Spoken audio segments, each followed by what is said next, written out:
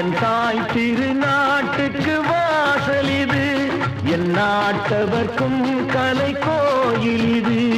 என் தாய் திருநாட்டுக்கு வாசல் இது, என் நாட்டவர்க்கும் கலை கோயில் இது.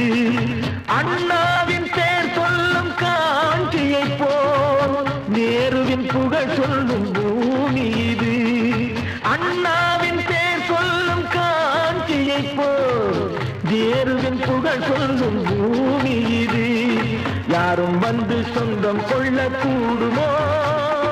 வீரம் மானம் நம்மை விட்டு போகுமோ?